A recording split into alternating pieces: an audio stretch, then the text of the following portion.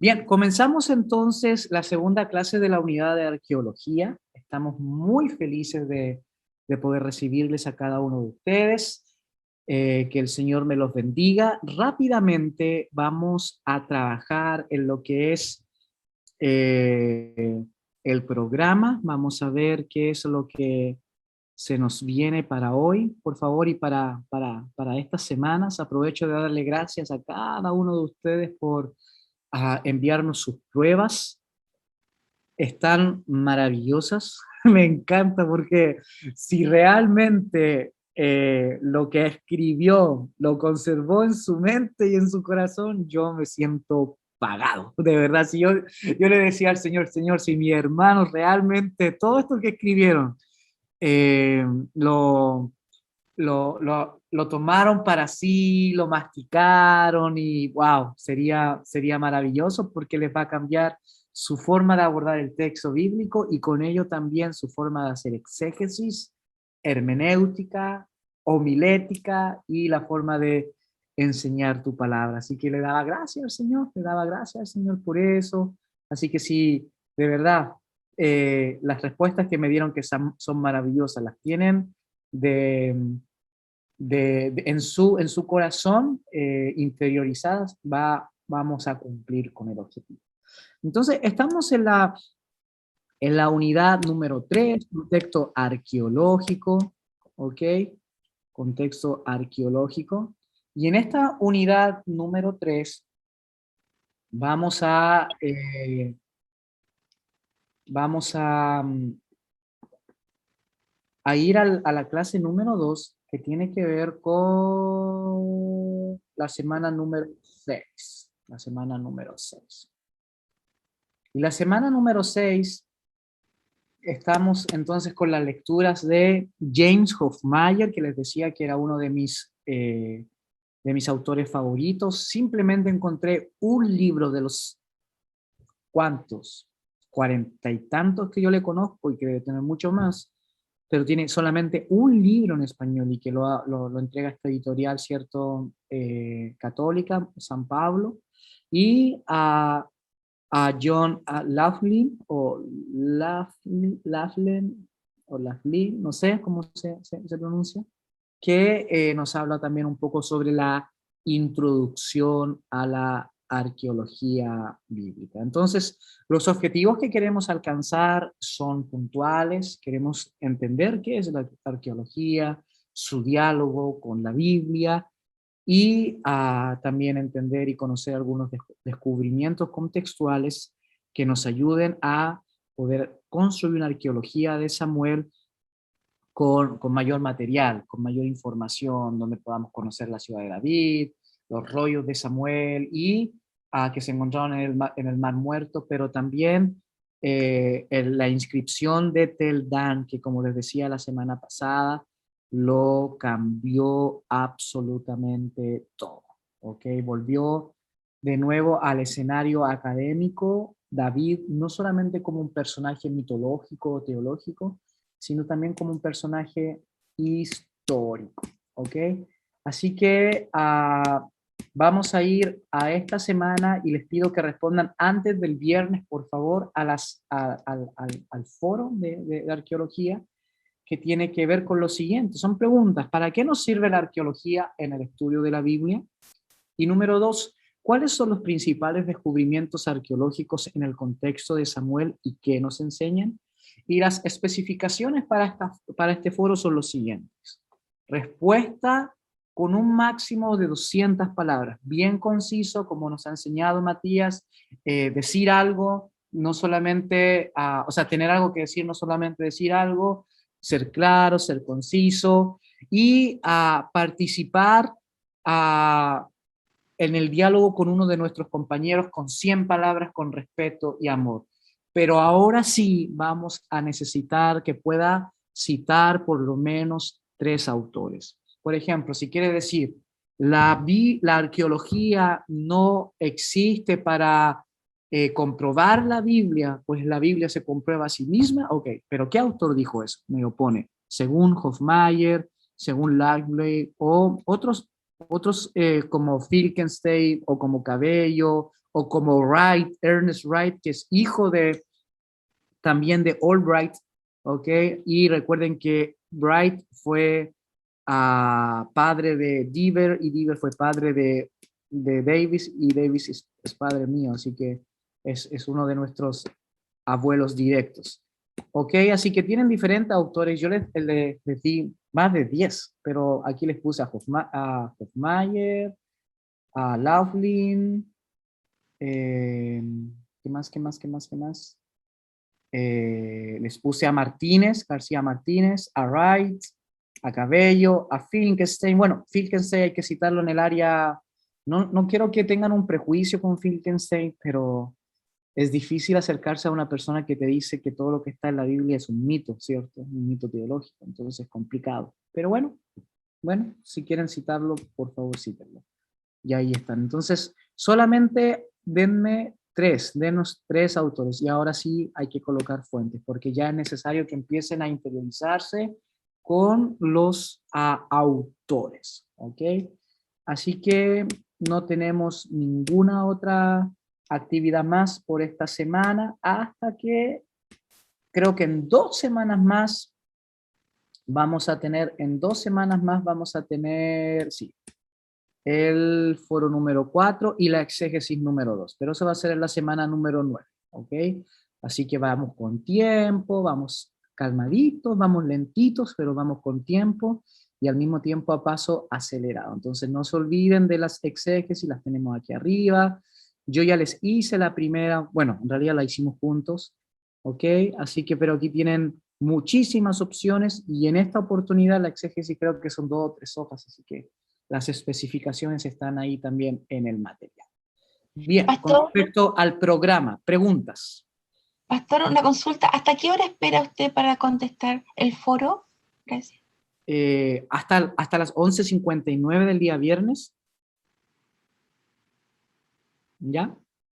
Hasta las 11:59, si no les bajamos después un poco la nota para Estamos fomentar la liquidados, Camilo. responsabilidad. Nos bajan la nota. Para poder fomentar la responsabilidad. De la mañana, ¿cierto? No, No, de la noche, a las ya, pues, 11:59. en la noche. Sí, sí, sí, sí. Pastor Ismael, ¿Sí?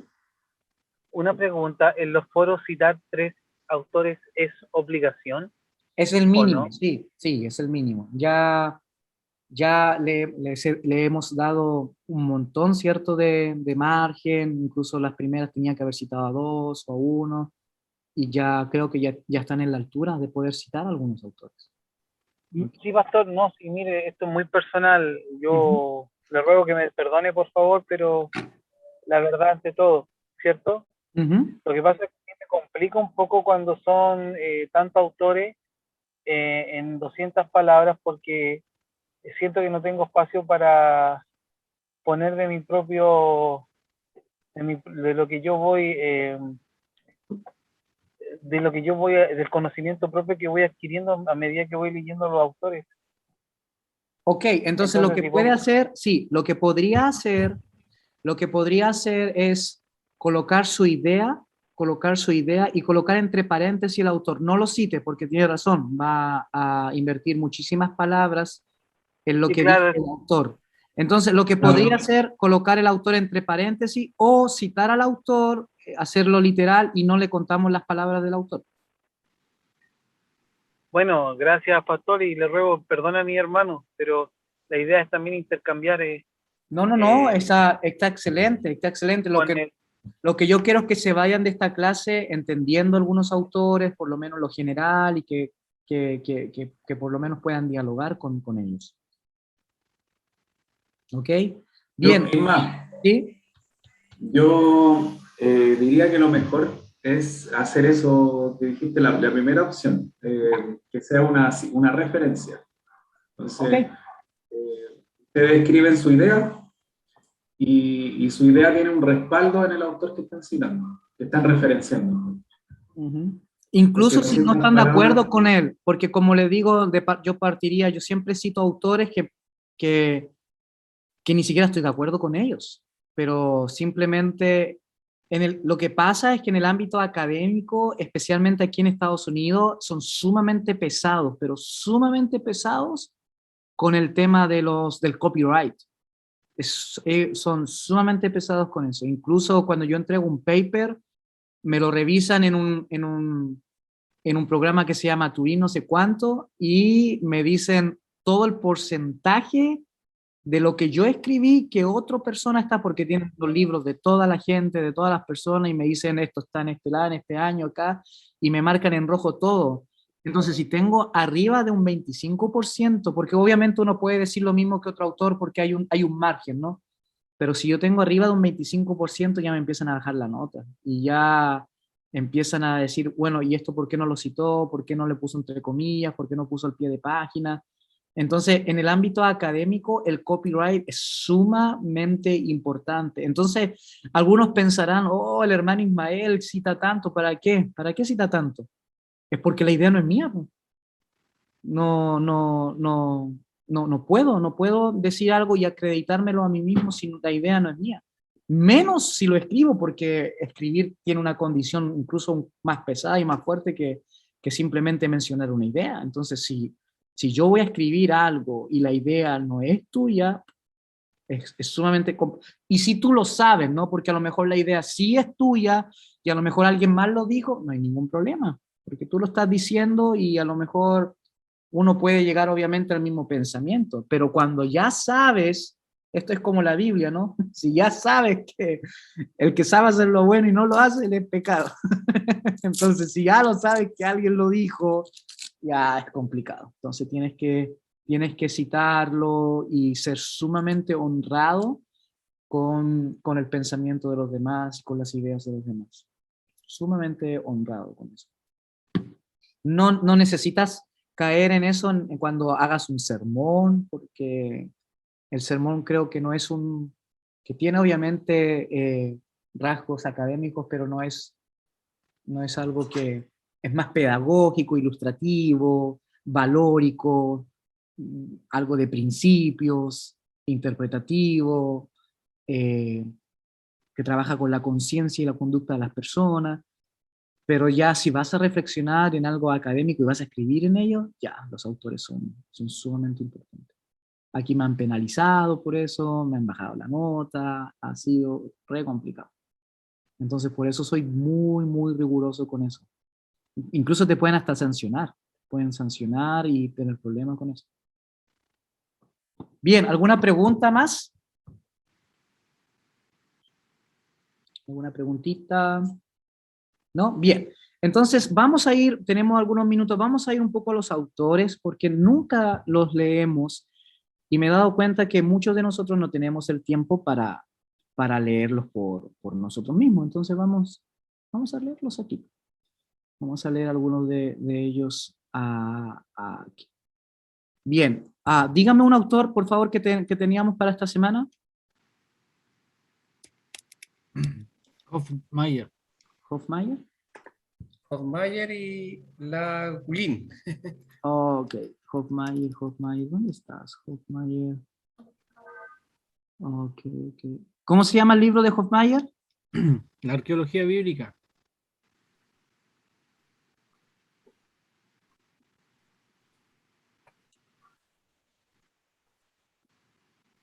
Arqueología.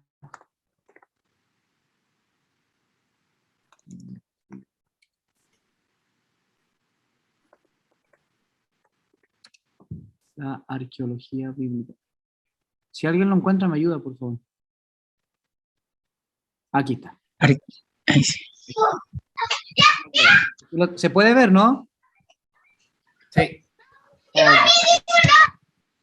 Bueno, entonces tenemos algunas perlas. Obviamente vamos a hacer un ojeo, ¿no? Bueno, Hofmeier nació en Egipto, con razón tiene un postdoctorado en egiptología. ¿Cierto? Mira, cerca del famoso Museo del Cairo, a menos de 10 kilómetros de las pirámides de Giza, esas 3 pirámides grandes, ¿no? ¡Wow!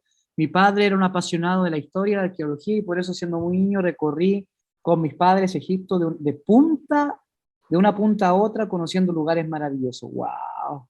Excelente. ¿Cómo no no vamos a tener un experto, o sea, él, él jugaba a las polcas, jugaba en las pirámides de Egipto. Hacía un hoyito por ahí. Ok, bien. También estudió, ¿cierto? En Wheaton College. Allí yo quería estudiar también en en la área de arqueología que ellos tienen, que es excelente, así que está muy bien preparado este hombre. Ok.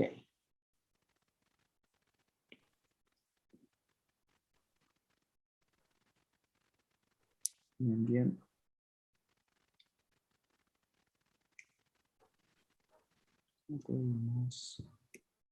Ok. Ok, bien. En el capítulo 1 entonces él hace una introducción al tema. El conocimiento del pasado es la clave para comprender el presente y las fuerzas que continúan dando forma a culturas, lenguajes, fronteras nacionales y asociaciones políticas. Bien, en la exitosa película Regreso al Futuro, ¿cierto? Back to the Future, el excéntrico científico Emmett Brown construía un coche máquina del tiempo que era capaz de retroceder al pasado o adelantarse hacia el futuro, dado que las máquinas del tiempo son viables. ¿Cómo abrir la puerta del pasado y descubrir la historia, las aventuras y los misterios que se mueven furtivamente en los tiempos antiguos? Ok. Entonces me imagino que él va a decir que para él la arqueología es nuestra máquina del tiempo, ¿no?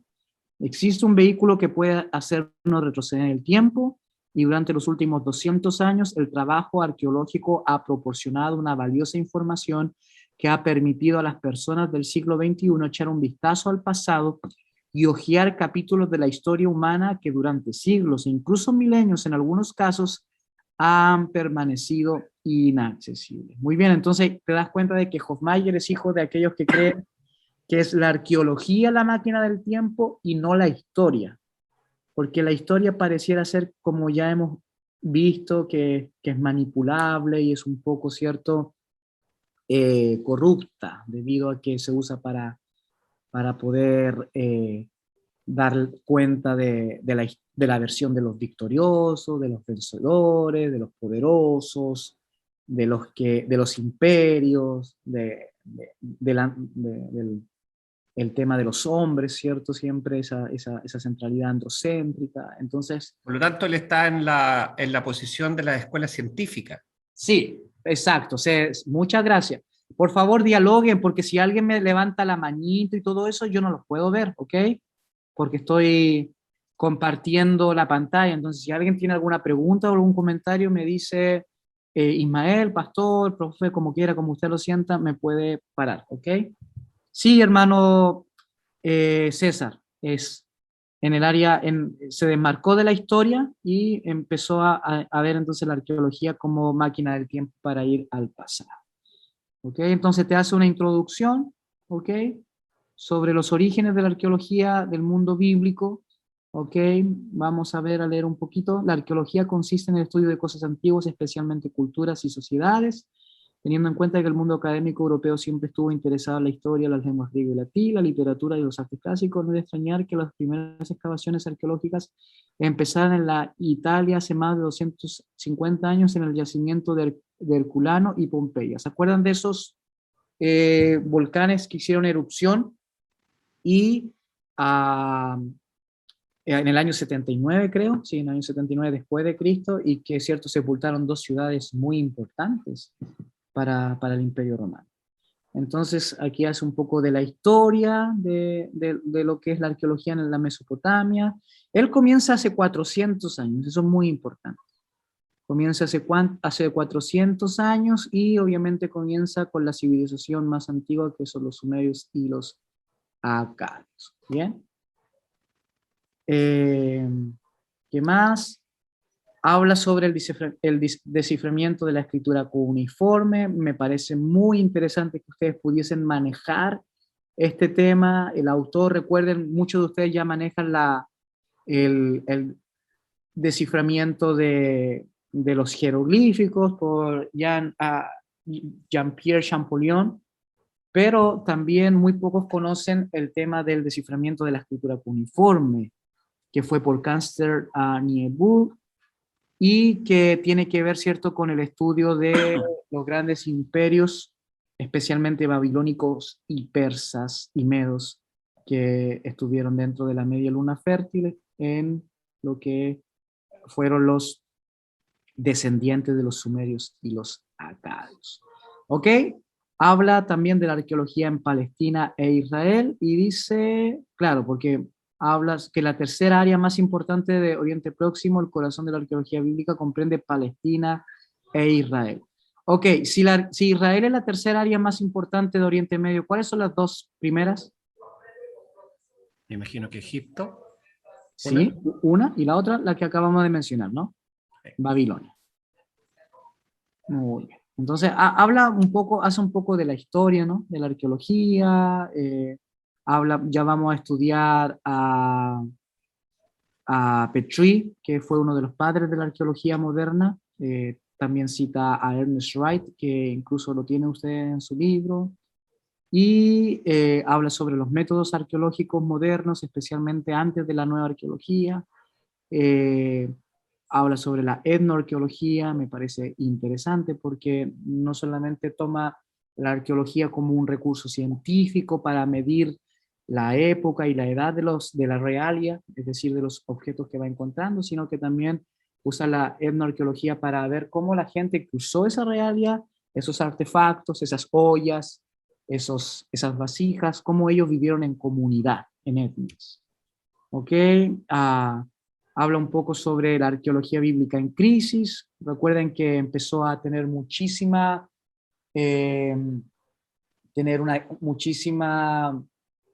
negación la arqueología bíblica como materia en sí. Incluso muchos arqueólogos cambiaron y comenzaron a llamarla arqueología del Levante o arqueología siro-palestina, y ya no llamarlo arqueología bíblica, porque cuando decían arqueología bíblica, los demás científicos y arqueólogos que no eran obviamente cristianos o deístas, o que no creían en Dios, simplemente, si alguien le decía, bueno, yo soy arqueólogo bíblico, tú con ello estabas infiriendo de que creías en Dios y que tu interpretación arqueológica era cuestionable y subjetiva porque estaba basada en el texto bíblico. Entonces de ahí los arqueólogos, especialmente en los 80, comenzaron a llamarle arqueología del Levante o arqueología siro-palestina. ¿Ok? Siro-palestina. Profesor, ¿Sí? ¿y por qué Levante? Del Levante, que es el área geográfica, así se llama el área geográfica que está en, que es el terreno de Israel, por eso. El Levante. Así se conoce como el área geográfica, y Siro-Palestina son las áreas políticas. Es como se conocen a las pseudo-naciones, ¿no? Porque Palestina todavía no estaba reconocida como país. ¿Y Siria está reconocido como país o no? O también está bajo la categoría inferior. ¿Quién sabe? Ok, entonces, este es el capítulo que deberían ustedes poner muchísima atención. La Biblia y la arqueología, ¿cierto? Y la interpretación. Entonces, este es muy, muy beneficioso. Este capítulo les va a ayudar muchísimo porque trabaja con los descubrimientos del Mar Muerto, las versiones, los manuscritos. Entonces, esto les va a ayudar a ustedes como expositores de la palabra a tener fuentes bíblicas en cuanto a los descubrimientos y hallazgos que les ayuden a tener una mejor interpretación. También está el cuento arqueológico del Génesis y los orígenes del mundo, es decir, del capítulo 1 al capítulo 11, y después del capítulo 12 en adelante, donde se entiende de que Génesis habla de los orígenes de Israel. Entonces, ¿ok? Bien, me parece Profesor, interesante. profesor Andrés por acá, una consulta. ¿Sí? Yo cuando leí este texto me quedé con una duda de curiosidad en realidad. Sí, Curiosidad. adelante. Entendiendo que hay una parte del texto que se habla, y usted lo señalaba, que había este desmedro, ¿cierto?, para estos arqueólogos cristianos de alguna medida, y como que se miraba esto con otro ojo, no de manera tan científica o tan técnica. Uh-huh. la pregunta es, ¿cómo reacciona el mundo de la arqueología cristiana en el entendido que los hallazgos siguen existiendo, uno se imagina que siguen existiendo aún hoy en día, cuando se encuentra algo que no necesariamente calza con el relato bíblico clásico, digamos? ¿Cuál es la reacción del mundo académico cristiano frente a eso? Sí, recuerden que muy buena pregunta, estuvimos hablando de dos escuelas, ¿se acuerdan? De los maximalistas y de los minimalistas. Entonces, los maximalistas que ven el texto bíblico como la máxima fuente histórica, ellos tratan de usar esos hallazgos como para vengarse, o sea, no para vengarse, pero sino para decir, oye, te dije que la Biblia tiene razón, y si la Biblia tiene razón, tú eres un pecador y arrepiéntete porque te vas a ir al infierno, y usan todo, cualquier cosa, una piedrita, cualquier cosa que puedan encontrar para intentar probar que la Biblia es verdad. Pero los minimalistas piensan que el texto bíblico sí es reflejado en la data arqueológica, pero no obstante, tú no necesitas eso para hablar desde el texto bíblico. Entonces, hay diferentes reacciones, algunos lo usan para poder decirte, mira, yo tenía razón, la Biblia tenía razón, y lo usan como para refregarte en la cara, ¿no? Y el tema de que el material bíblico siempre ha sido verdadero y exacto. Pero hay otros que no, hay otros que cuando encuentran hallazgos bíblicos lo toman de una forma más sobria, porque para ellos su fe no estaba basada en el material arqueológico, porque la arqueología no prueba si la Biblia es real o no, simplemente nos ayuda a tener mayor luz en cuanto a la interpretación. Entonces lo ven desde ese punto de vista, lo toman con sobriedad, tratan de analizar lo que tienen, la data que tiene que les da esa realia, ese hallazgo, ese objeto, tratan de compararlo con el texto bíblico, no para probar la Biblia, sino simplemente para poder realizar una mejor exégesis y tener un mejor conocimiento del trozo en el tiempo al cual están estudiando. Entonces, muy buena pregunta. Yo diría que hay diferentes formas de reacción, ¿no? Hay diferentes formas de reacción, y eso lo da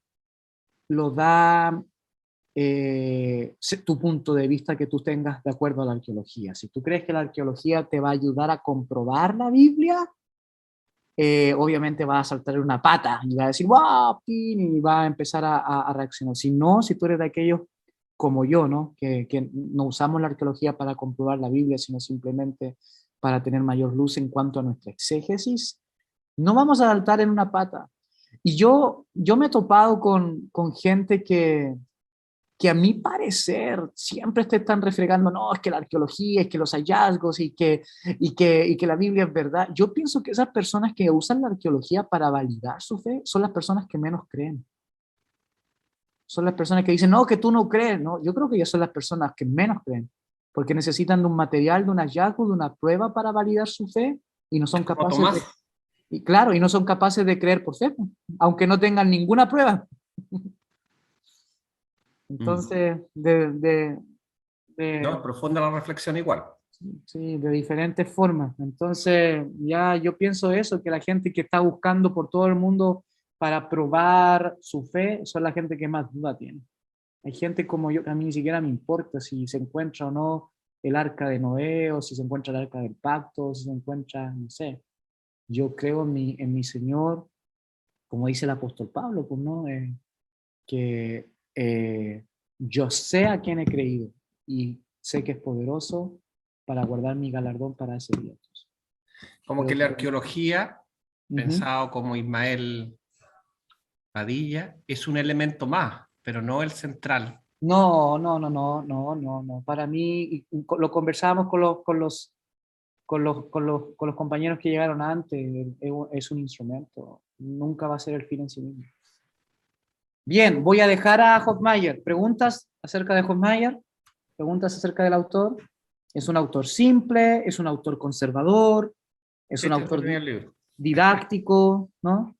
Que trabaja con los temas centrales, que pueden haber problemas, ¿cierto?, en cuanto a la data arqueológica. Me parece que es muy, muy bueno para poder comenzar en el mundo de la arqueología bíblica, que no tenemos por qué no llamarla así, yo la llamo así. Ahora, respeto a aquellos que dicen Siro-Palestina o del Levante, y me parece muy bien, pero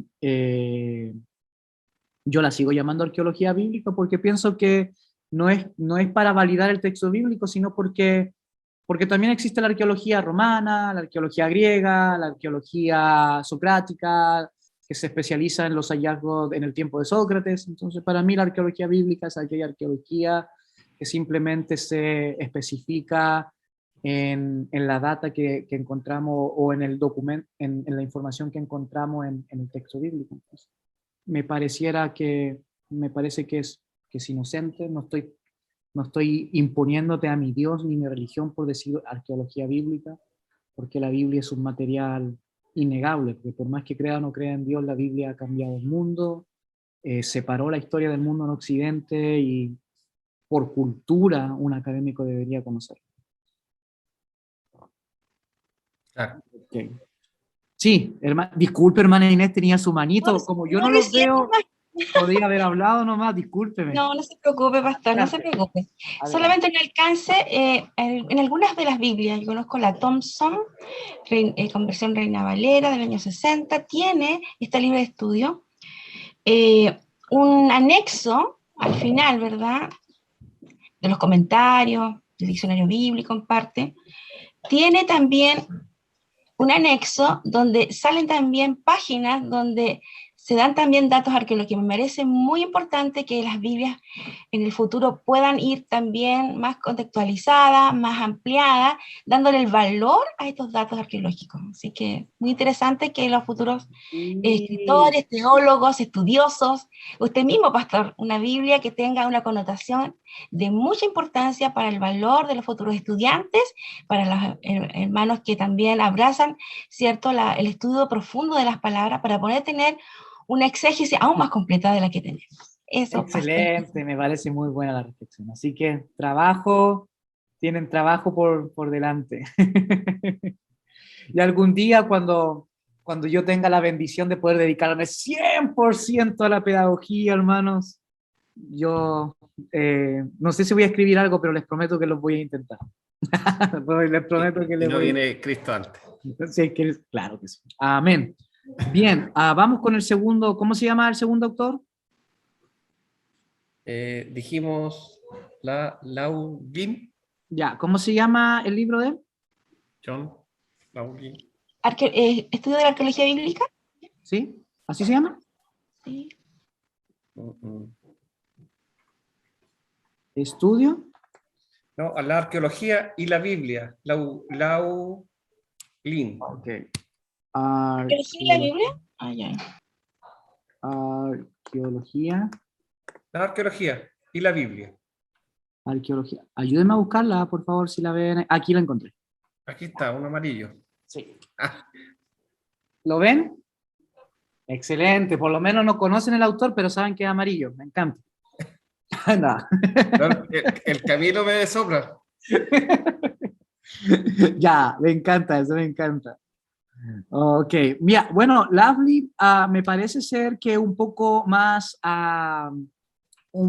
tiene que ver, es como que parte de que tú sabes un poco, ok, que estás metido por lo menos en algunas disciplinas sociales, tal vez historia, sociología, antropología, me parece que es un poco más académico, ok, pero también comienza con una breve historia. Siempre, y me gusta mucho que él cita varios autores, me encanta eso. Vamos a ver cómo comienza su libro. Dice, Palestina, donde probablemente se han cometido más pecados en nombre de la arqueología que en cualquier porción equivalente de la faz de la tierra. Así es. Ok. Wheeler, este autor es muy importante porque él junto a Catherine Canyon, ellos excavaron la antigua Jericó. Recuerden que hay dos Jericó, la del Antiguo Testamento y la del Nuevo Testamento. La de Saqueo es totalmente distinta a la de los tiempos, ¿cierto?, de Josué. Entonces, y ellos excavaron y inventaron un método que se llama el método Canyon Wheeler, de cómo poder hacer una excavación de forma inteligente, o si no se te va a llevar la vida, se te va a llevar la vida excavando, ¿ok? Y obviamente, siempre comenzando con tu carpa. Les conté esa historia, ¿no? De empezar con tu carpa. No, no, no. Ah, sí se las conté. No, Ok, A mí rapidito, no. rapidito. Estaba en el año 1920, sí, 1921 estaban excavando para encontrar la tumba del hijo de Akenatón, que se llamó Tutankamón, pero después se cambió a Tutankamón. Y ahí estaban, ¿cierto?, excavando, y me da risa porque excavaron 4 años y se les acabaron los fondos y ya no tenían dónde más excavar y se estaban yendo, pues, se estaban yendo, ya estaban desilusionados, ya no había más fondo y todo. Entonces, se me escapa el arqueólogo en jefe que estaba ahí, pero él estaba tan enojado que dice, nosotros hemos cavado todo, incluso debajo de nuestras propias carpas. Y el ayudante le dice, jefe, no hemos cavado abajo de su carpa. Bueno, escarbar después de 4 años bajo la carpa de este arqueólogo, y ahí estaba la entrada para Tutankamón. 4 años excavando en cualquier parte menos bajo su carpa. ¿Qué les parece? Entonces, ahora, no, de verdad, ahora es un secreto. Cada arqueólogo cuando llega al field, al campo, excavan primero su propio terreno y después ponen su carpa. Ahora es lo primero que hacen. Es lo primero que hacen. Así que, ya. Howard Carter, ¿ah? Howard Carter. Sí, Carter, eso, 1900. Muchas gracias, Howard Carter. Es lo primero que hacen ahora 1922. es excavar su propio terreno. Así que vamos a excavar siempre nuestro propio terreno primero, hermano. Bien. Muy buena, ¿eh? ¿Dónde Es estaba? que ¿Dónde lo dejé? No, se me perdió. nuestro profesor es súper pastoral. ¿Dónde está? ¿Dónde está? Y uno amarillo. Sí, el amarillo no los tienen. En Estados Unidos el amarillo no. aquí está el amarillito. Como dice el autor amarillo. Ok. Bien, entonces está ahí, tal y como ocurre siempre que se intenta escribir la historia de un tema complejo, es difícil saber por dónde empezar. Aunque podría argumentarse, y con razón, que la arqueología moderna comenzó en Israel con Sir, anoten este nombre porque siempre se les va a aparecer, padre de la arqueología moderna en Israel, Sir Flinders Petrie, ¿ok?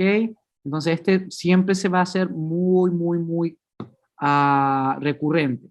Bueno, tiene los exponentes máximos de la arqueología, está Rassam, está Labart. Yo quiero hacer una mención especial a Robinson, ¿ok? Porque Robinson tiene una historia parecida a Howard Carter.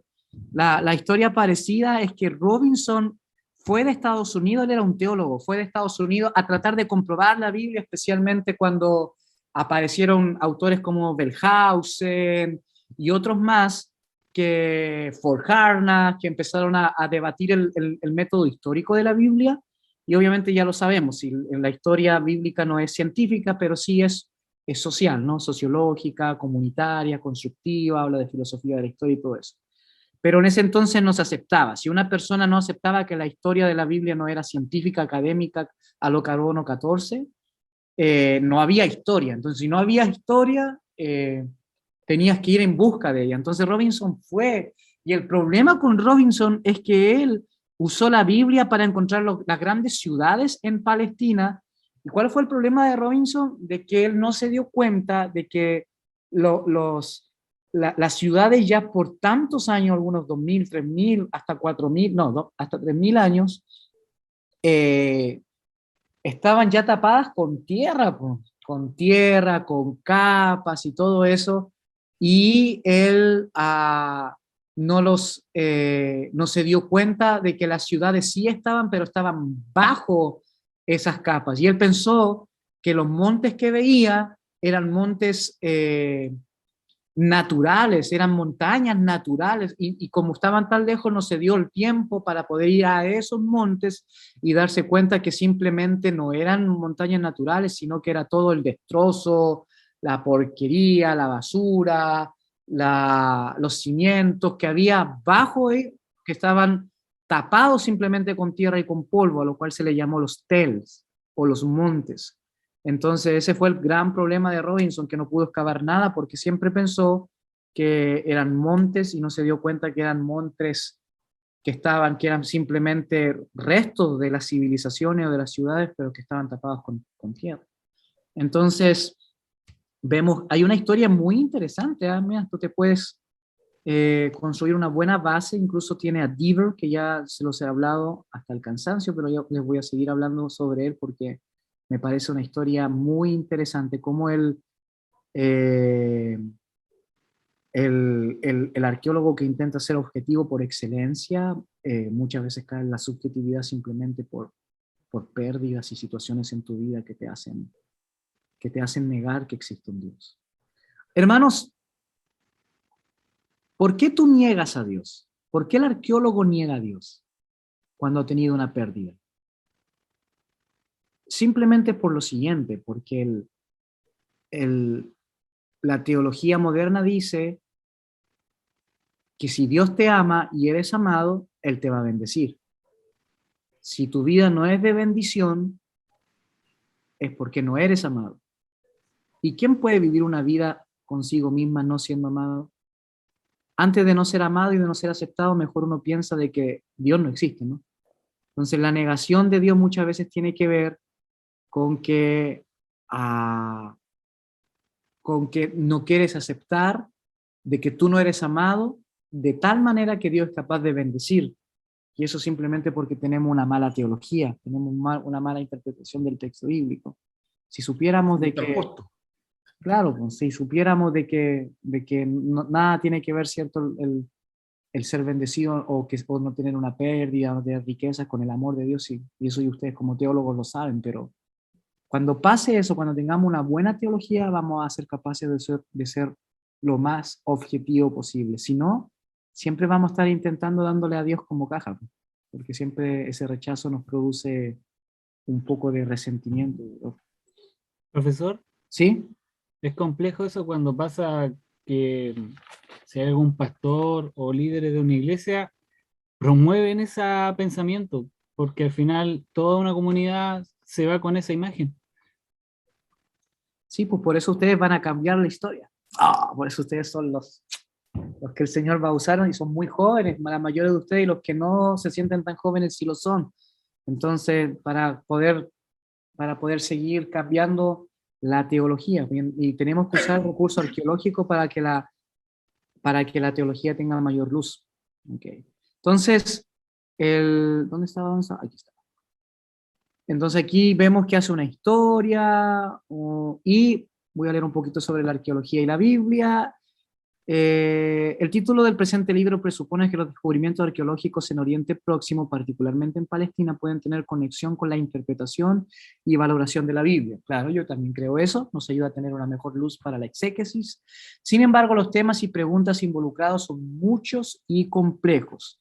De hecho, incluso es controvertido dar un apelativo a lo que los arqueólogos hacen en esta parte del mundo. Durante años, la investigación arqueológica en Palestina se llamó arqueología bíblica, y esto es lo que hemos conversado, ¿no?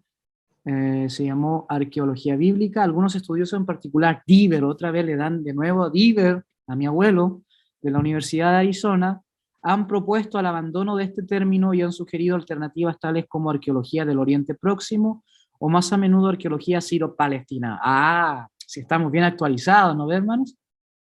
Deaver ha declarado que el término arqueología bíblica es propio de un fenómeno norteamericano ligado fundamentalmente a los profesores de religiones protestantes. En su esfuerzo por establecer la arqueología en Levante como una disciplina independiente, secular y profesional, Deaver abogó por el cambio de nombre. ¿Okay? Bueno, ya lo habíamos estudiado esto. Entonces hace una historia de lo que significa la arqueología bíblica. Y bueno, yo creo que para la introducción está bien. Si no, no quieres especializarte en arqueología, no tienes para qué leer esto que tiene que ver con el trabajo de campo y cómo se realiza, ¿cierto?, una excavación. Si te interesa, este es un material único, único. Ok, me alcanza tiempo para leer a un autor más. ¿Qué otro autor les interesa o que leyeron que les causó ruido y que no están de acuerdo con él? ¿Qué otro más? No hemos llegado a eso. Bueno, perdónenme que lo haga aquí, pero si no lo hacemos aquí, ¿cuándo, cierto? Para esta semana teníamos a Martin North, ¿o no? No, sí, pero teníamos no, ya más, no, más que arqueólogo, él es teólogo y lo vamos a ver un poquito después. El otro autor es Ernest Wright. Ok, pues, vamos a Wright. Arqueología bíblica. Ernest Wright. Ok, este es hijo de Albright, de nuestro compatriota chileno. Recuerden que Albright es chileno y Albright es el padre de la arqueología bíblica. Si Petrit es el padre de la arqueología moderna, Albright es el padre de la arqueología bíblica. Ernest. ¿Dónde está? Arqueología bíblica, ¿cierto? Sí. Tengo a John Wright. Sí. Está en biblioteca. Ah, aquí está. Café. Aquí está. ¿Ese es? Right. Sí, cafecito, viene una... Sí. Exactamente, sí. Ok, este es un poco más antiguo y yo te lo digo de inmediato por el contenido, que el tipo es seco. Ya, el puro contenido me dio miedo. Sí. Wow. Ya. Ok, arqueología y teología bíblica. La Biblia, a diferencia de las demás literaturas religiosas, no se centra en una serie de enseñanzas morales, espirituales y litúrgicas, sino en el relato de un pueblo que vivió en un tiempo y en un lugar concreto. El hombre bíblico, a diferencia de otros hombres, había aprendido a confesar su fe narrando lo que había sucedido a su pueblo y viviendo con ello y viendo con ello la mano de Dios. Es lo que hemos visto, ¿no? Es de lo que hemos conversado cuando estuvimos en el contexto histórico. Ellos lo vieron y lo entendieron así y por lo tanto lo interpretaron así. En otras palabras, la fe fue transmitida mediante un relato histórico y es preciso tomar en serio la historia para comprender la fe bíblica, la cual afirma rotundamente el significado de la historia. ¿Ok? Bien, me parece bien lo que ya hemos visto. Aquí hay algunas preguntas. Me gusta mucho cuando los autores se hacen preguntas. Aquí tengo la primera. ¿Para qué necesitamos todo este esfuerzo histórico cuando lo que nos interesa de la Biblia es su fe y su idea religiosa? Ok, una pregunta válida.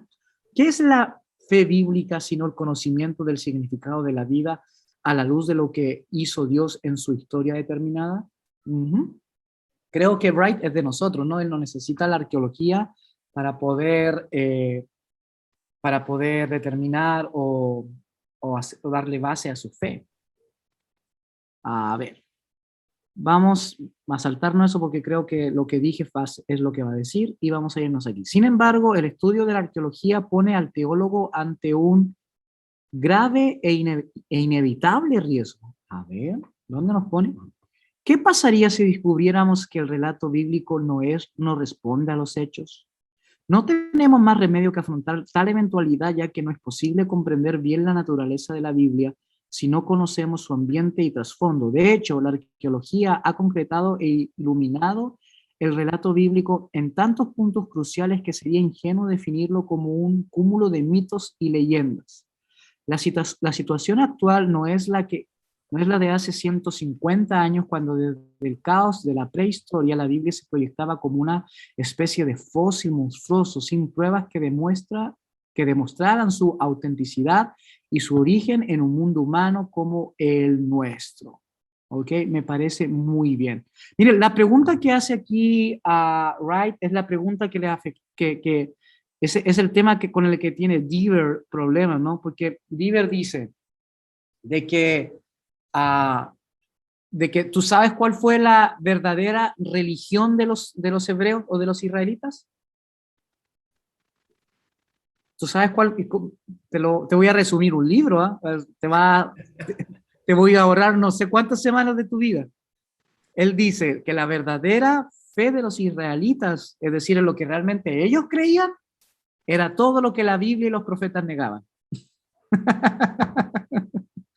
Todo lo que la Biblia y los profetas negaban, eso era lo en que creían los israelitas.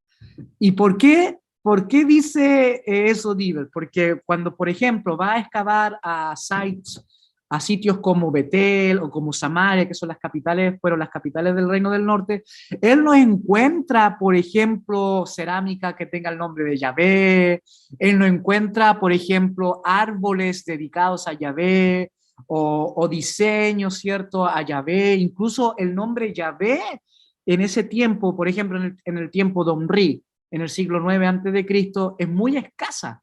¿Pero qué encuentra él? ¿Qué creen ustedes cuando va a excava un sitio y encuentra materiales domésticos? Acera. Exacto, encuentra diseños de acera, de Baal, encuentra diseños ciertos de Moloch, encuentra aquí, acá. Entonces, ¿qué dice él? Que los profetas atacan a Baal, atacan a Moloch, atacan a Acera, pero la comunidad, la gente corriente, la gente común creía en ellos, los veneraba y ese era su diario vivir. Entonces los profetas atacaban y denunciaban que se habían caído a la idolatría, y como yo ya les he enseñado, la idolatría para los profetas es caer ¿cierto?, en la construcción de una realidad que trae desigualdad, que trae deformación del diseño original, que trae una especie de deshumanización. Entonces, Diver al final dice, bueno, lo que realmente pasaba en Israel no es lo que la Biblia nos dice. La Biblia nos dice el ideal del profeta o el ideal del escritor, pero lo que realmente pasaba en Israel era lo que, cierto, la Biblia denunciaba. Y se le pregunta a Diver o se le pregunta al arqueólogo, ¿y por qué dices eso tú? Y él te va a decir fácil, por la realia. ¿Se acuerdan lo que les enseñé lo que era la realia? Sí, trozos. Por el material encontrado, ¿cierto? Entonces él dice fácil, el material encontrado nos dice que al final la gente creía en esto y en esto otro. Ok, bien, bien, bien. Y vamos a ir al último autor, que es el que yo quiero que también lo vean, porque me interesa, que es Finkelstein. ¿Cómo se llama el libro de Finkelstein? Finkelstein.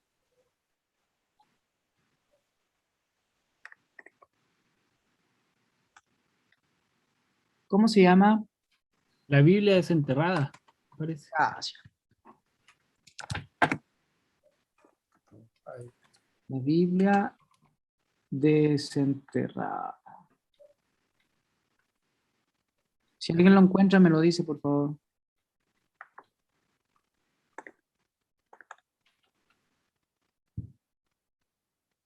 Ah, aquí está.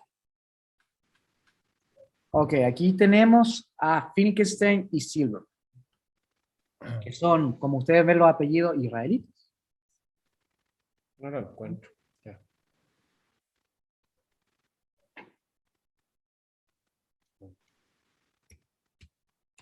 Ah, no, este es una crítica, los errores de Finkelstein.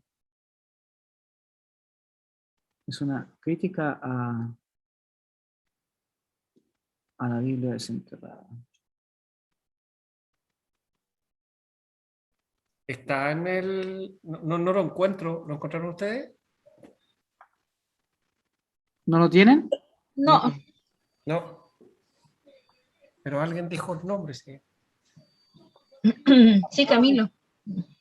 Camilo, ¿tú lo tienes? Está avanzado el camino. Sí. Felipe Ibarra me dice que soy computador. No, le mandáis manzana al profe y le mandan los libros antes. No, no.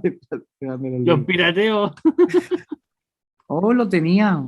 Lo tenía. Ah, ok, bueno. Ya. Está bien. Bien, vamos entonces a terminar el de la inscripción de Tel Dan, ok.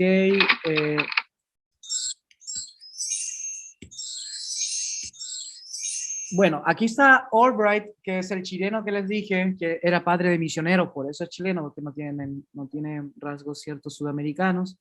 Él es cierto, considerado el padre de la arqueología bíblica y fue el que estableció las bases para poder medir la antigüedad de un objeto a través, cierto, de sus diseños de cerámica, a través de la cerámica. ¿Ok? Entonces, para él, el estudio del pottery, de la cerámica, es demasiado importante en no solamente medir el tiempo de un objeto, sino describir la vida en sociedad y en comunidad. Porque es obvio, si tú tienes, por ejemplo, una vasija con más diseño, ¿qué significa eso? Ayúdeme, ¿qué significa que tengas una vasija con mucho más diseño que otra que no tiene tanto diseño? Más tecnología. Muy bien, gracias. Avances, más avance, desarrollo. Tecnología, tiene más avance, excelente, muy bien, está desarrollado. ¿Y qué más te dice eso? Debe ser más nuevo. Debe ser más nuevo, muy bien. ¿Pero qué te dice de la sociedad donde vivían? ¿Es una sociedad tranquila, calmada o guerrera? Más comercial. Comercial, sí, pero en cuanto, por ejemplo, a la vida en comunidad. Pero está muy interesante eso, comercial, ¿cierto? Porque lo hacen más bonito para poder hacer el trade. Tienen más historias que representar, más Eso iba a vivencias. decir yo. No lo está siento. apurado. Representar, ¿ok? Que Si no está apurado, no está eso apurado. se llama reflexiva. Si Mm, está en guerra es más rapidito todo. ujú. Ok. ¿Cómo se dice, Matías, trade? ¿Cómo se dice eso? El intercambio.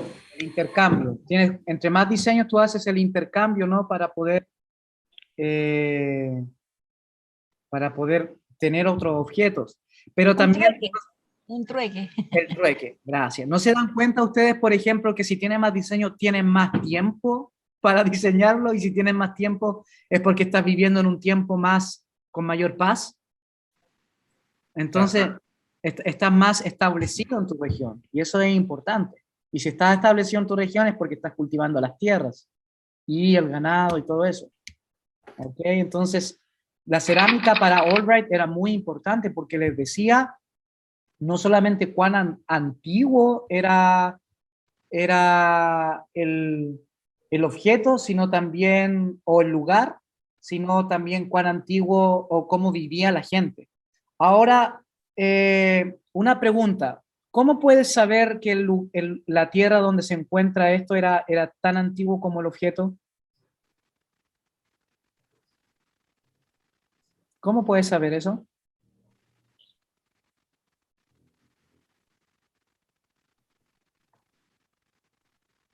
¿Puede repetir la pregunta, pastor, por favor?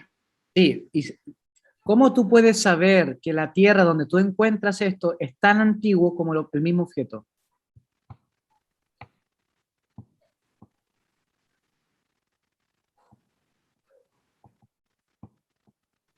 Por la composición del objeto y de la tierra. Exacto, muy bien, porque se supone que cuando tú encuentras el objeto, a la época que perteneció es donde más va a tener los mismos componentes de esa tierra. Entonces, por ejemplo, hay muchos pedazos que se han encontrado, ¿cierto?, con algunos componentes ya incrustados incluso en su material, pero en otro lugar un poco más nuevo. Y obviamente eso se entiende de que alguien encontró esta cerámica y se lo llevó a otro lugar y la reusó, pero no necesariamente pertenecía a hace tiempo. Entonces, recuerden que la tierra se va a incrustar en la cerámica, entonces tú puedes ver la antigüedad de la cerámica o la antigüedad de la tierra a través de la cerámica, y eso, la cerámica no es una data perfecta para poder sacar los años, pero sí te da márgenes de 800, 600, 400, incluso hasta de 200 años. Y tú me puedes decir, pero Ismael, eso es mucho tiempo. No. Cuando estamos hablando de una historia de millones de ¿Por años, qué no? ¿Por qué no es tan cierta, dices tú? no es mucho. ¿Comparado con qué? No, por ejemplo, comparado con el carbono 14, que algunas veces te da un margen de 50 años, de 45, de 50. Ah, pero para hacer el análisis de la tierra en la cerámica se usa carbono 14, ¿no? Sí, pues, sí, se usa, pero yo te estoy hablando de los diseños. Ah, De los diseños. Los diseños de la cerámica te puede dar un margen de 600, 800, 400 años, ¿ok? Y puede basarse en la época de bronce, o la época del hierro, o así continuamente. Ok, esta fue la señora que les dije que fue la que excavó Jericó, y esta mujer es la gurú de todas mis compañeras arqueólogas. Todos quieren ser como a Kathleen Canyon, porque ella fue la que dedujo de que Jericó había, a finales de la Edad de Bronce, recuerden que a finales de la Edad de Bronce, 1200 a.C., había sido derrumbada por muchos terremotos. Entonces eso es lo que yo les dije, que posiblemente eso fue lo que pasó. Yo no niego que las murallas de Jericó se hayan caído. Yo no estoy negando eso. Tampoco niego si Dios las quiso derrumbar así, le hizo así, cáiganse, amén. Pero también puede pasar, pudo haber pasado, de que los israelitas presenciaron un terremoto y ellos dijeron, ¿qué pasó? Finalmente Dios sentenció a Jericó y la derrumbó. ¿Y cómo estoy muy seguro de eso? Porque es obvio, si ellos eran era una civilización mitológica, que tienen por lo menos permiso para decir eso, porque no tienen los recursos que nosotros tenemos ahora, ellos ¿cómo no lo hubieron dicho si en el terremoto del 2010, para aquellos que lo vivimos, muchos dijeron, Dios trajo este terremoto y Dios trajo el maremoto para matar a los pecadores, ¿cierto?, de las ciudades. Yo escuché eso, yo cuando viví el terremoto en Chillán, yo escuchaba a los predicadores salir a la esquina y decir eso. Dios trajo este terremoto para matar a los pecadores. Entonces, y nosotros que estamos en el siglo XXI somos capaces de decir eso, ¿cómo nos vamos a permitir de que alguien en el año 1400 antes de Cristo nos vaya a decir, Dios sentenció a Jericó y derrotó y derrumbó sus murallas, ¿no? Entonces, por favor, que se entienda bien lo que estoy diciendo. Yo creo que el Señor pudo haber derrumbado la muralla de Jericó y pudo haber hecho así. Es obvio. Él es todopoderoso. Pero también soy de aquellos que piensan que pudo haber sido consecuencia de un terremoto y que ellos, cierto, en el mundo mitológico en el cual vivían, pudieron haber interpretado eso como una acción de Dios. Y Catherine Canyon fue aquella que dijo de que Jericó, la ciudad más antigua del mundo, había sido derrumbada a finales de la época de bronce por muchos movimientos de tierra. ¿Okay? oye, Isma, Sí. pero lo que pasa es que cuando dice uno, bueno, cuando dices tú, que ya, pudo haber sido un terremoto, ¿cierto? Bueno, de hecho, yo creo que fue un terremoto. El punto es cómo lo escribieron los hebreos. Si lo escribieron, me refiero yo a las 7 vueltas, Ajá. que justo a la última ocurrió el terremoto, y en realidad a lo mejor eso fue una sobreinterpretación o una sobreadaptación del hecho histórico de parte de ellos, o que a lo mejor realmente fue milagroso porque justo cuando terminaron de dar la última vuelta vino el terremoto. Entonces, al decirlo de la primera forma,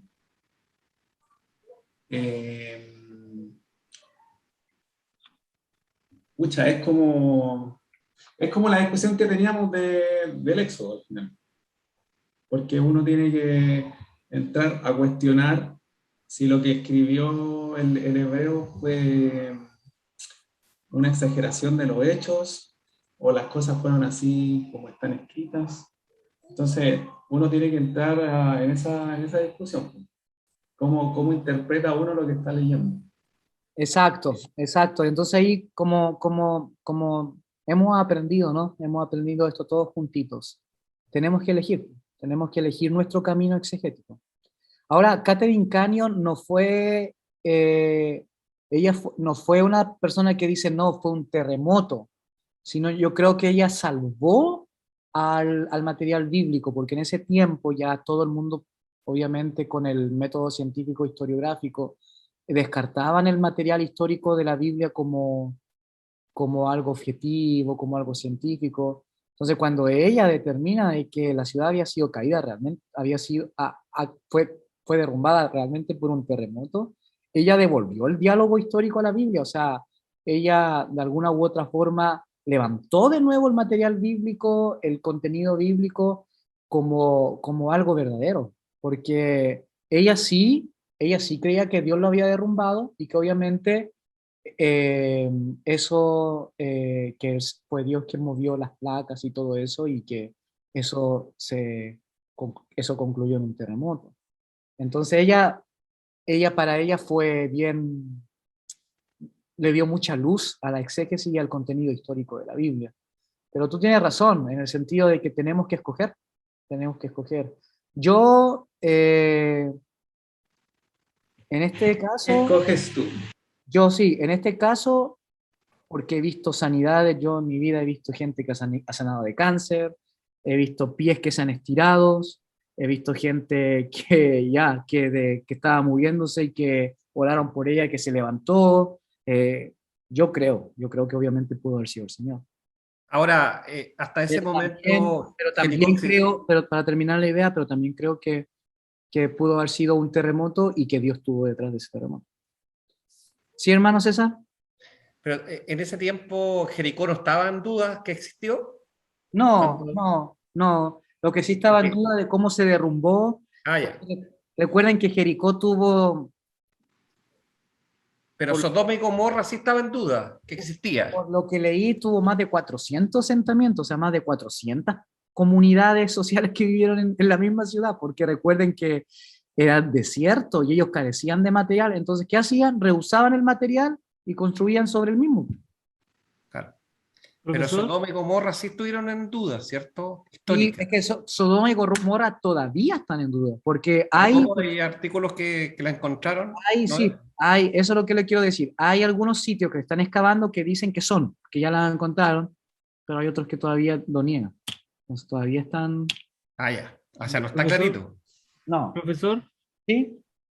una vez escuché por ahí, no sé si habrá algún autor que lo haya escrito, que quizás las vueltas del pueblo, si era mucha gente y fueron varias vueltas, que fue por mucho tiempo, puede haber hecho de que la tierra se hubiese ablandado y que hubiese generado un quiebre de la estructura. Así No, como lo se caen escuché. los puentes, decís tú. Sí, pues es que uno, te das cuenta que uno... Bueno, sí, pues sí pudo haber sido así. Amén. Amén, hermano Camilo, pudo haber sido así. Pero el tema es que uno trata de buscarle la explicación, ¿no? Porque Ajá. sí, cuando hace un gol Chile, juega en el Estadio Nacional, se escucha, yo no sé, allá no sé, en Lo Prado, y cómo no se va. Claro, el tema es que, claro, uno puede buscarle los ajustes, pues, pero que yo quiero que ustedes usen la arqueología no para buscar el ajuste al texto bíblico, porque esto es el texto bíblico. Yo parto desde que todos ya somos, de que todos ya lo creemos, ¿no ven? La arqueología simplemente no es para buscarle ajuste a lo que no entendemos, sino es para darle luz a lo que ya sabemos o a lo que ya aceptamos por fe. Oye, Isma, pero lo que yo quise decir es que no porque la arqueología diga que fue un terremoto, la discusión se acaba, eso quiero decir. No, sigue abierto. Si fue un terremoto, después la discusión viene, ok, es lo que decía recién, ok, entonces los israelitas describieron cómo fueron las cosas sin saber que había sido un terremoto, por ejemplo, o a lo mejor se cayeron los muros y después con el tiempo ellos escribieron diciendo que Dios los había, ¿cachai? Entonces, la arqueología para mí en estas cosas ayuda, te da ideas nuevas, pero al final cómo pasaron las cosas es re difícil saberlo también, incluso conociendo datos científicos. Pero los muros están enterrados. Porque tú no sabes cómo y ni por qué se interpretaron las cosas que se escribieron. Sí, pero exacto, pero por ejemplo la arqueología te ayuda a deducir, por ejemplo, el sitio de Jericó, el cual están excavando, ¿de qué tamaño es ahora? No tengo idea. No es para no es una pregunta, porque ni yo sé, ni es una, ¿de qué tamaño es? Entonces, la pregunta es, el texto bíblico dice que estamos hablando con más de 1 millón de personas, ¿no? ¿Cuántos fueron los que realmente dieron vuelta ahí? ¿El sitio es tan grande para que 1 millón de personas hayan dado la vuelta? El, eh, algunos dicen, algunos dicen que están hablando, ¿cierto? Que hablan sobre un caserío, o sea, estamos frente a algo más chico menos que una manzana de la española, ¿no? De los 100 metros por 100. Entonces, estamos hablando de ciudades más chicas que eso. Entonces, meter a tanta gente, situación, es bien complicado. Por eso la data arqueológica nos ayuda por lo menos a cosas como bien de sentido común, bien de sentido común. Si no, si es un sitio, el sitio se llama a la ciudad abandonada y que se está excavando, eso es un sitio. Si el sitio es un sitio sumamente pequeño, que es más pequeño que una manzana española, ¿cierto? Construida en Latinoamérica, 100%, si es más chico que eso, eh, te complica, te complica a ver, te complican muchas cosas que el texto bíblico, porque si tú lees bien, ¿cuántos son los que dan la vuelta? ¿Son los puros hombres? ¿Son los guerreros? ¿Son una representación? ¿Es todo el pueblo? Es, hay preguntas, pero como de sentido común, pero no de detalles que obviamente afectan el fondo, pero que no tienen que ver con el tema de la aceptación del hecho histórico. Y como bien dices tú, el diálogo no termina. Y esto, por más que los arqueólogos se las quieran dar de objetivo, tampoco lo son.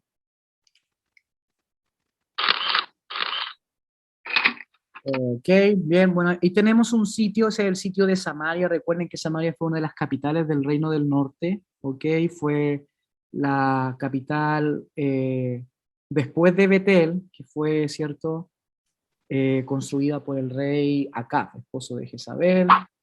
Aquí tenemos a Yadín, que es el padre de la arqueología israelita, ¿ok? Y que es la figura central en cuanto a la ciudad de David, que estuvimos hablando el otro día. Todo lo que tiene que ver con la arqueología del David histórico es Yigal Yadín. Anoten, por favor, este personaje, ¿ok? Porque yo creo que lo voy a preguntar, tal vez voy a preguntar, ¿quién es en el siguiente examen? ¿Quién es el padre de la arqueología? Me van a decir Friend of the Tree. ¿Quién es el padre de la arqueología bíblica? Otros me van a decir es Albright, muy bien. ¿Y quién es el padre de la arqueología israelita? Es este hombre, Yadin. Entonces, Yadin. Yo estoy grabando aquí, así que no se preocupen. ¿Okay? Ahí tenemos a Hazor, otro sitio arqueológico. Si se dan cuenta, ¿pueden ver mi flechita aquí? ¿Lo pueden ver? Sí. Si se dan cuenta, siempre en Israel construían las ciudades, ¿cierto? Arriba de los montes o bajo los montes, como fue el tema de las ciudades que están al lado del Mar Muerto. Este es Megiddo. Megiddo. ¿Visitaste Megiddo, Matías? No, pero uno pasé por la carretera. Dicen, aquí está. ¿Qué tamaño es este? ¿Qué tamaño te da a ti en verlo personalmente? No, eso es chico. Cierto que se ven gigantes acá, pero en realidad son chiquititos. Y obviamente tenemos, cierto, algunos, bueno, no voy a meterme con el Palacio de los Macabeos, pero este es el famoso profesor William Dever, como les decía. Ok, que él excavó en los años 70 y introdujo la nueva arqueología, de lo cual estuvimos hablando hace poquito. Les quería mostrar, disculpen que no les puedo mostrar todo, esto es una clase de arqueología que dura un semestre, así que ¿De qué se refiere a la nueva arqueología? Es muy parecida. La nueva arqueología es aquella que trabaja con la data, con la información, pero que no solamente pone su objetivo en el conocimiento, en el conocimiento que extraes del objeto. Por ejemplo, aquí tengo mi teléfono. La arqueología antigua va a decir, bueno, el teléfono de aquí está realizado por este material. La nueva arqueología trata no de ver el objeto como un fin en sí mismo, sino como un medio para llegar a mí, en este caso, de la vida en comunidad, cómo soy yo como persona, no sé, si tengo un teléfono grande, ¿por qué tengo un teléfono grande? ¿Para qué necesito un teléfono grande o pequeño? ¿Por qué le pongo un case? Entonces, soy una persona muy asustadiza que cree que mi teléfono se va a romper, o soy muy materialista porque si le pongo un case creo que se puede romper y me preocupo mucho por las cosas materiales, por lo tanto soy una persona superficial. Entonces, el objeto es simplemente un medio para llegar al ántropo, al ser humano, y su vida en comunidad. Ok, la pregunta es, y aquí es la pregunta que nos hace Matías. ¿Quién controla la interpretación? ¿Quién controla la interpretación? El autor. El que escribe. Ok, pero en la arqueología, ¿quién lo controla? El que excava. El arqueólogo. Claro, pues la mayoría te va a decir la data, ¿no? La data. Exacto, la mayoría de las personas te van a decir la data, ellos te van a decir, es decir, te van a dar las conclusiones, los porcentajes, te van a hablar de las estadísticas, pero alguien tiene que poner la data, entonces al final, como les decía, también es subjetiva, porque la persona también es subjetiva. Porque cae sí o sí en la persona. Sí, exacto, exacto. No importa los datos que yo tenga, mi ojo. Eso es lo que decía Matías, pues el diálogo sigue abierto, siempre sigue abierto. Entonces, cuando estudiamos la arqueología de David y Salomón, número 1, ponemos nuestros ojos en la data, número 2, en el asentamiento, es decir, en las ciudades y la información que nos entrega ese asentamiento, la data, en los monumentos arquitectónicos que se encuentran en esos lugares y en Jerusalén, porque Jerusalén es el centro de la historia de David y Salomón. ¿Okay? Voy a repetirlo un poquito porque la pasaste rápido, pero te aseguro que eso es importante. Está muy importante, pero estoy grabando, hermano César. Ya. Estoy grabando.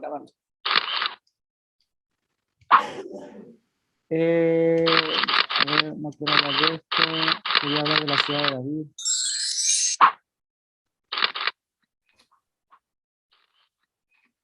Me queda re poco tiempo.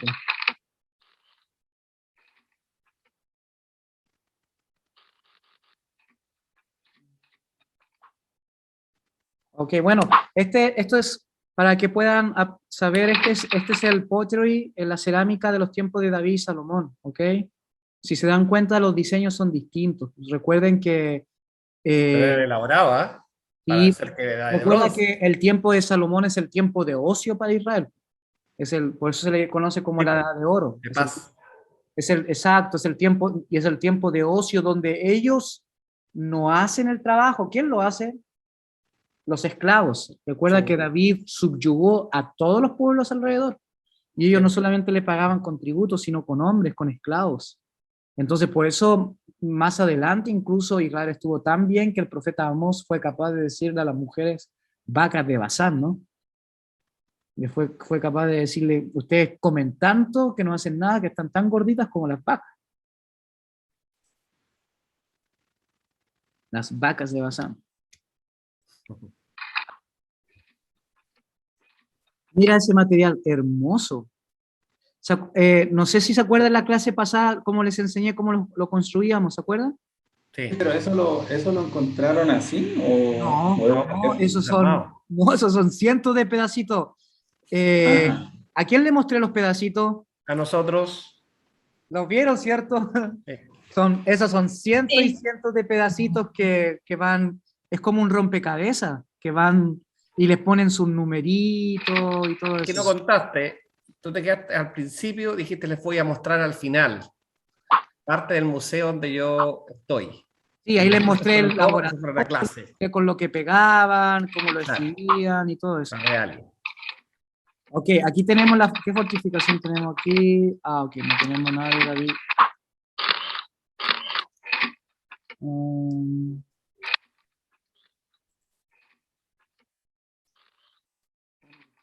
¿Dónde está? Ahí está, aquí está la ciudad de David. Ciudad de David.